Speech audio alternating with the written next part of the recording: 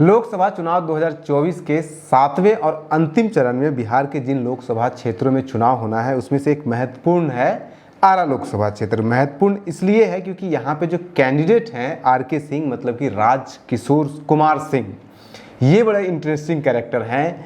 इनका पूरा जीवन, चाहे वो राजनीतिक जीवन हो चाहे फिर इनका प्रशासनिक जीवन हो, जब ये आई.ए.एस. अधिकारी हुआ करते थे तब इनका जीवन पूरी तरह से अंतः विरोधों और कॉन्ट्रडिक्शन से भरा हुआ है।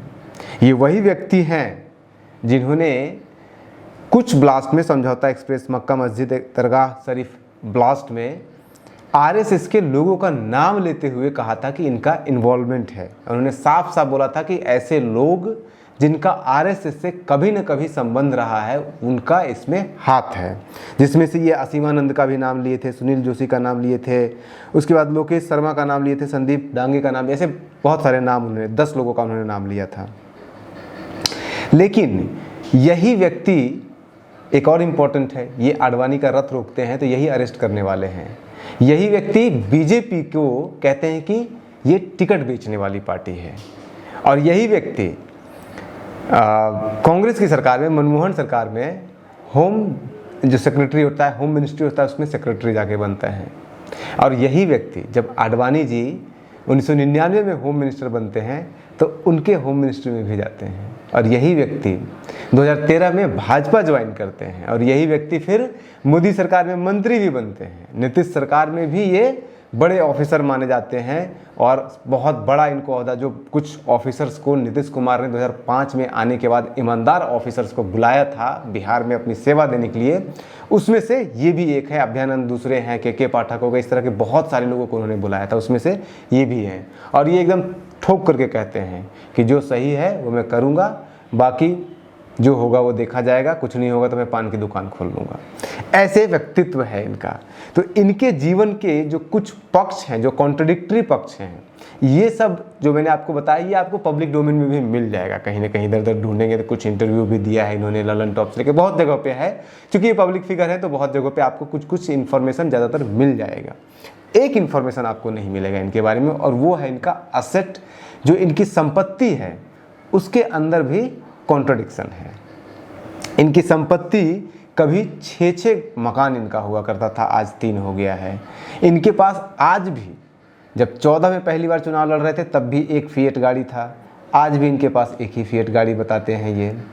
तो प्रॉपर्टी बहुत ज़्यादा बढ़ा नहीं है। तो इन सभी पक्षों के ऊपर आज के इस वीडियो में हम आपको बताएंगे। सबसे पहला वो जो वीडियो, जो 2013 का वीडियो है, जिसमें कि पार्लियामेंट के बाहर जब ये होम सेक्रेटरी हुआ करते थे उस समय इन्होंने ऑन रिकॉर्ड बोला है, आप वो दोबारा सुन सकते हैं, ये वायरल हो रहा है उनके क्षेत्र में, जब उन्होंने कहा है स्पेसिफिकली कि आरएसएस के कुछ लोग, जिसमें उन्होंने नाम लिया सुनील जोशी, असीमानंद, लोकेश शर्मा, संदीप डांगे और भी लोगों का नाम लिया, और उन्होंने साफ साफ कहा कि ये लोग जो कभी न कभी आरएसएस के संपर्क में रहे हैं, आरएसएस के प्रचारक रहे हैं, वही प्रचारक जो नरेंद्र मोदी भी हुआ करते थे, इन लोगों का इन्वॉल्वमेंट इस तरह के एक्टिविटीज़ में, समझौता एक्सप्रेस जो ब्लास्ट हुआ है, मक्का मस्जिद ब्लास्ट हुआ है, दरगाह शरीफ का जो ब्लास्ट हुआ है, और उन्होंने साफ साफ कहा इस तरह के टेरर एक्टिविटीज़ में इनका इन्वॉल्वमेंट है। और उसी 2013 में इनको फिर बीजेपी में शामिल कराया जाता है, और फिर इनको आरा से टिकट दिया जाता है। उसकी भी एक कहानी है।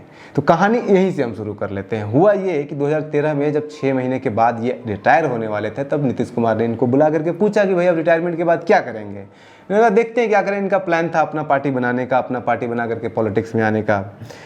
नीतीश कुमार की पार्टी जेडीयू में ये ऑलमोस्ट शामिल हो चुके थे, ऑफिशियल लेटर निकल चुका था, और इनको मिनिस्टर रैंक दे दिया गया था, जो ऑफिशियल जो निजी सचिव होते हैं मुख्यमंत्री के, उसमें शामिल कर लिया गया था होम डिपार्टमेंट में। लेकिन उसके बाद फिर ये नहीं जाते हैं। कहते हैं कि शाहनवाज हुसैन, बीजेपी के लोगों को खबर लगी, और उसके बाद फिर बीजेपी एक्टिव हो गई। बहुत लोगों ने इनको मनाया, कहा कि कहाँ जा रहे हैं, छोटी सी पार्टी है, बीजेपी में आइए, नेशनल पार्टी है, बड़ा फ्यूचर है इसका, नरेंद्र मोदी बड़ा चेहरा बन चुके हैं, अब तो 2014 में इनकी सरकार ही बनेगी, अब कहाँ इधर उधर जाएंगे। तो फिर ये बीजेपी में चले जाते हैं। बीजेपी में जाने के बाद प्रॉब्लम होगी, क्योंकि यही 2013 में ये कह रहे हैं कि आरएसएस के लोग इन्वॉल्व हैं इस तरह के टेरर एक्टिविटीज़ में, तो इनका विरोध तो होना लाजमी था। तो आरएसएस में इनका विरोध हुआ, इनका बीजेपी में आने का। उसके बाद फिर इनको, चूंकि इनका घर सुपौल है, तो सुपौल से इनको बताया गया कि लोकसभा क्षेत्र में इनको उतारा जाएगा। हालांकि सुपौल में विरोध हुआ लोकल कार्यकर्ताओं ने, और खास करके जो बीजेपी, जो आरएसएस माइंडेड लोग हैं, उन लोगों ने इनका विरोध किया सुपौल में, और फिर इनको जाना पड़ा आरा, और आरा से फिर लड़ते हैं, जीतते हैं। लेकिन इनका बीजेपी के खिलाफ बोलने वाला जो है मामला वो रुका नहीं। 2015 का जब बिहार विधानसभा का चुनाव हो रहा था, तब इसमें इनकी कोई चली नहीं, तो उसमें उसी दौरान उन्होंने एक बयान भी दे दिया था कि बिहार बीजेपी में टिकट जो है बीजेपी वो पैसे लेकर के बांट रही है। और उसके बाद फिर मोदी सरकार में इनको मंत्री बना दिया जाता है, मोदी सरकार के अंडर में ऊर्जा मंत्री, और ख़ास करके तब बनाया जाता है जब 19 का चुनाव आने वाला होता है। 18 में इनको बनाया जाता है जब ये कहा जाता है कि मोदी सरकार के पास डिलीवरी के नाम पे जनता को कुछ देने के लिए बचा नहीं था, तो इनको फटाफट बनाया गया और फिर हर घर बिजली का पूरा लॉन्च किया गया, और हर घर बिजली का उतारने के पीछे पूरा बैकग्राउंड, पूरा प्लानिंग इसी व्यक्ति का है। तो जो व्यक्ति बीजेपी के ऊपर आरोप लगा रहा है, आरएसएस के ऊपर आरोप लगा रहा है, उसी व्यक्ति को मिनिस्टर बना दिया जा रहा है मोदी सरकार के द्वारा। लेकिन इसके अलावा और भी इसकी कहानी बहुत पुरानी है। 1990 का वो दौर याद कीजिए जब बिहार में समस्तीपुर में लालू यादव की सरकार थी और आडवाणी की रथ यात्रा को, राम रथ यात्रा को रोकी गई थी, और उस रोकने में कोई और व्यक्ति नहीं थे अरेस्ट करने वाले आडवाणी जी को, यही आर.के. सिंह थे, राजकुमार सिंह। और उसी व्यक्ति को, जिस आडवाणी को राजकुमार सिंह अरेस्ट करते हैं, और उसकी कहानी उन्होंने पूरी डिटेल में बताई, ललन टॉप का इंटरव्यू है और भी जगहों पे इंटरव्यू, पूरा डिटेल में उन्होंने बताया कैसे कैसे अरेस्ट हुआ था। वही आडवाणी जब 1999 में होम मिनिस्टर बनते हैं तो आर.के. सिंह को बुलावा भेजा जाता है कि आइए अब हमारा होम मिनिस्ट्री को आप संभालिए, और आर.के. सिंह वहाँ जाते हैं, काम करते हैं, क्योंकि इनका साफ सा कहना है कि हम बहुत प्रोफेशनल हैं, हमारी काम में टांग नहीं अड़ाओगे तो हम अच्छे से करेंगे, टांग अड़ाओगे तो भाड़ में जाओ, ये वाली स्थिति है, हम नहीं करेंगे। और इन्होंने तो ऑन रिकॉर्ड बोल भी दिया, नहीं कुछ होगा तो पान की दुकान खोलेंगे। तो ये जो पुराना रिश्ता है बीजेपी आरएसएस का विरोध करने का, वो बहुत लंबा पुराना है। लेकिन इनका कोई आरएसएस बीजेपी के साथ कोई दुश्मनी नहीं है। इनके काम में कोई भी टांग अड़ाता है, इनको जो रिस्पॉन्सिबिलिटी दी जाती है वो पूरी तरह से करते हैं। कोई टांग अड़ाता है तो उसको धक्का भी मारते हैं। कांग्रेस के समय में भी इनको होम मिनिस्ट्री, जब पी चिदम्बरम बनते हैं तो होम मिनिस्ट्री में इनको बुलाया जाता है, अच्छे से काम करते हैं और अच्छा एक्सपीरियंस भी बताते हैं चिदम्बरम जी के साथ काम करने का। लेकिन सुशील कुमार शिंदे जब बनते हैं तो उनसे इनकी झड़प होती है, और उस दौरान में बहुत सारे ऐसे इंसिडेंट हुए जिसमें कि आर.के. सिंह नाराज हुए कांग्रेस के काम करने के तरीकों से, और उनसे अब जो भी उसमें उसके पीछे इन्वॉल्व हो, खास करके जब वो टेररिस्ट एक इमेज क्रिएट किया जा रहा था आरएसएस का, तो उसमें इनका डिसएग्रीमेंट था, और नरेंद्र मोदी के ऊपर जब हमला होने का आसार था, उसकी इन्वेस्टिगेशन हुई, तो उसमें इनके कांग्रेस के साथ डिफरेंसेस आए थे। तो ऐसा नहीं है कि इनका डिफरेंसेस कोई दुश्मनी है आरएसएस बीजेपी के साथ, बल्कि इनके काम में कोई अड़ंगा होता है तो उसमें वो मुंह फट होकर के बोलते हैं, सीधा सा बोलते हैं। तो ये इनकी कहानी है। 2005 में आते हैं, नीतीश कुमार के पास आते हैं, और भी लोगों को बुलाया जाता है। फिर इसके बाद फिर इनका बहुत सारा स्कीम जो सक्सेसफुल रहा नीतीश कुमार का, उसमें इनका बहुत बड़ा इंपॉर्टेंट रोल था। फिर 2010 में ये मनमोहन सरकार में चले जाते हैं, फिर उसके बाद फिर वो वापस आते हैं, फिर उसके बाद फिर मोदी सरकार उनको अपने पर कब्जे में ले लेती है। अब आइए, ये सब इन्फॉर्मेशन आपको कुछ हमने थोड़ा सा बस जोड़ लगाया है, लेकिन एक इन्फॉर्मेशन ऐसा बचा है जो सिर्फ हम ही आपको आज दे रहे हैं न्यूज़ सेंटर पर, और वो इन्फॉर्मेशन ये है कि इनके प्रॉपर्टी में बड़ा झोलमोल आपको सब थोड़ा सा लगेगा, थोड़ा सा झोल आपको उसमें साफ साफ दिख जाएगा।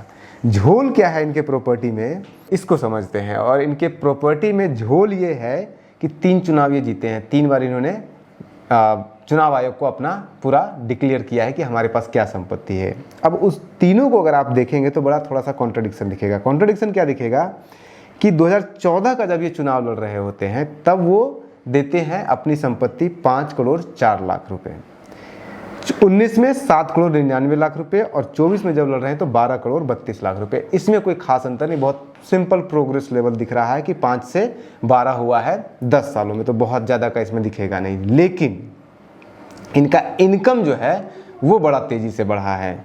15 लाख रुपए पर साल का, 1 साल का इनकम हुआ करता था 14 में इनका, जो बढ़कर के 24 में हो गया 42 लाख रुपए, यानी कि लगभग 3 गुना का। और उसके पीछे कारण ये है कि 2014 आते आते ये कॉमर्स में भी, या फिर जिसे कहते हैं बिजनेस में भी हाथ आजमाने लगे थे।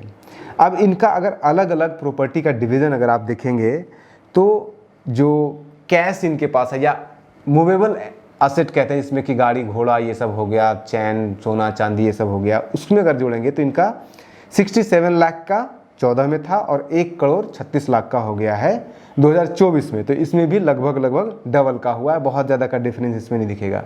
मामला आके फंसता है यहाँ पे।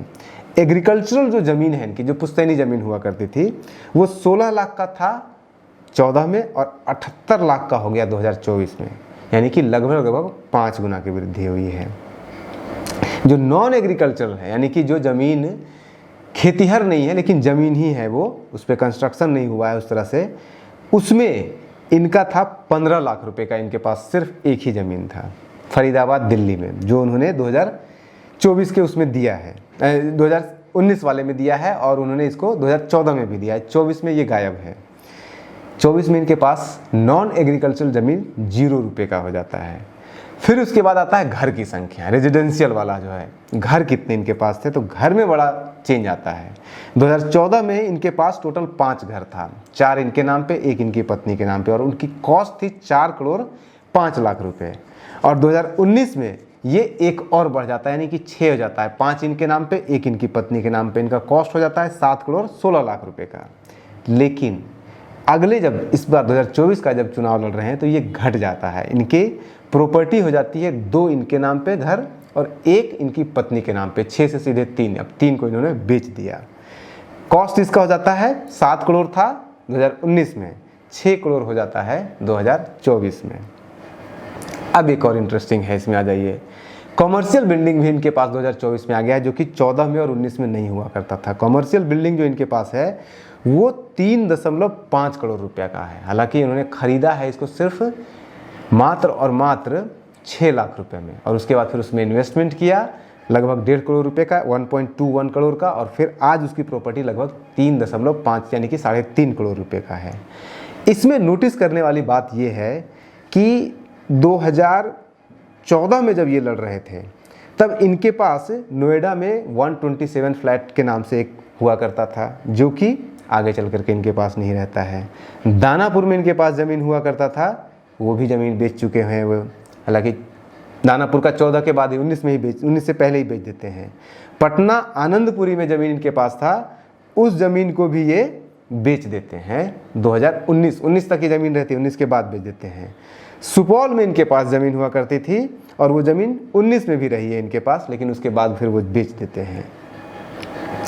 उसके बाद फिर नोएडा में 46 नंबर ज़मीन उनका 19 में था, जो खरीदा था उन्होंने, एक जो बढ़ा था, वो बेच देते हैं 24 आते आते हैं। गाड़ी इनके पास आज तक एक ही है, वो भी DL नंबर है, दिल्ली का नंबर है, फिएट पॉलियो गाड़ी है, बाकी उसके अलावा गाड़ी नहीं है। जो भी कुछ है इनके पास सरकारी गाड़ी है, ऐसा इनके एफिडेविट के अनुसार साफ साफ दिख रहा है। जो बिजनेस कमर्शियल सेंटर उन्होंने खोला है ये रूपसपुर में है, लगभग 3402 स्क्वायर फीट का है इनका, और 75,000 रुपये में ख़रीदा था, 1.25 करोड़ रुपये इसमें लगाया और आज की डेट में 3.5 करोड़ रुपये का है ये। तो इनके जो कॉन्ट्रडिक्शन दिख रहा है कि हो सकता है संभव कि 6 इनकी संपत्ति हुआ करती थी, 6 में से 3 को बेच दिया और उसके बाद फिर शायद ये खरीदा हो बिजनेस जो कमर्शियल साइट है, लेकिन ये 3.5 करोड़ का ही है। लेकिन जो बिजनेस इन्होंने बेचा है वो कहीं ज़्यादा का है। ये कुछ कॉन्ट्रडिक्शन है उनके लाइफ में, और पूरा जीवन उनका कॉन्ट्रडिक्शन से भरा हुआ रहा है, चाहे वो प्रोफेशनल लाइफ हो, चाहे फिर वो उनका कमर्शियल लाइफ हो, चाहे फिर उनका पॉलिटिकल लाइफ हो, भरे हुए ऐसे।